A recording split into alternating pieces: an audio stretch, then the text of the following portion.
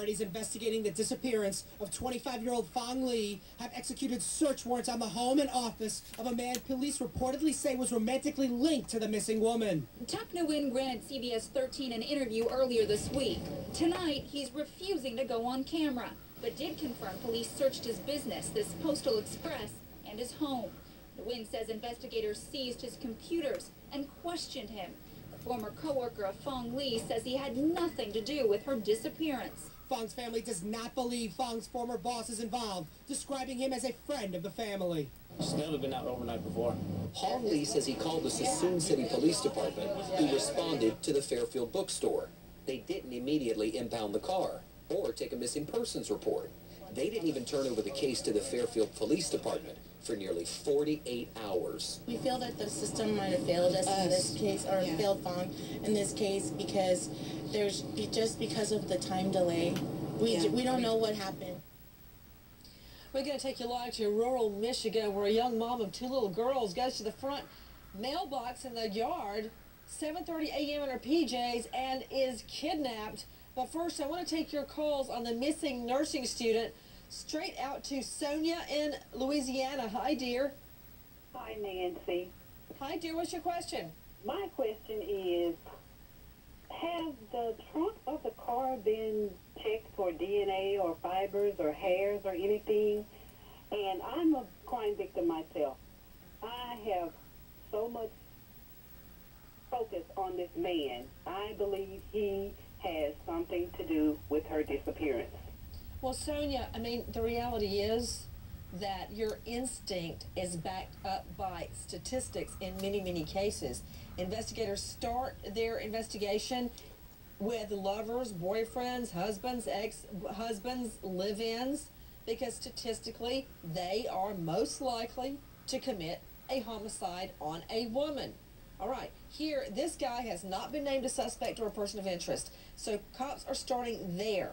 Within the family, within a circle of friends. Remember, they said he's like a brother or an uncle to them.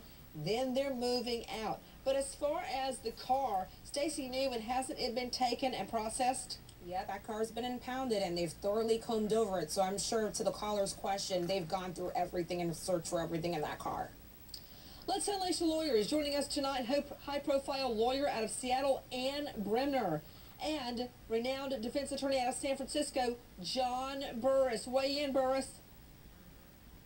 Well, you know, when I think about this, now my trouble part right now is, how did the police get information that allowed for them to do a search warrant on this man's house? They had to have more information than there was just a telephone number that had been called and or that they had been previously romantically involved. That doesn't give you a basis necessarily to go in and search and go through all this man's privacy stuff. So I'm sort of curious about what information they may have. They must have something more to link them in. Everyone's right that you normally will look to the boyfriend or in situations like this, or husbands and spouses. So that part is not troubling, but it is troubling that they got a search warrant without us knowing much more about it. Okay, John Burris, why do you think, are you saying that you believe they've got more evidence, or you're troubled they're not sharing it with you, as if you, John Burris, have a right to find out police files?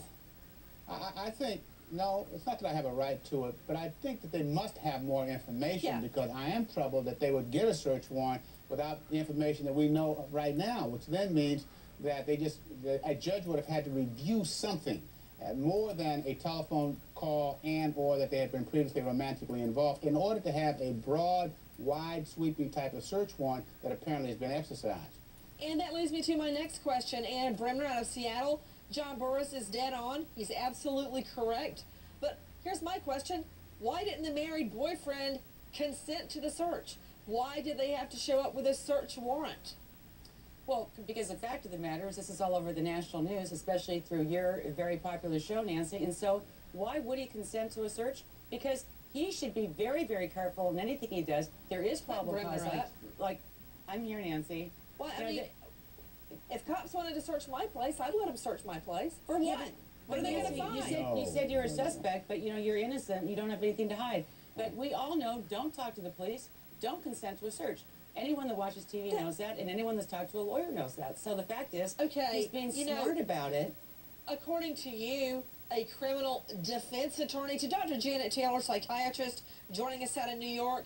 What do you think about Bremer's assertion?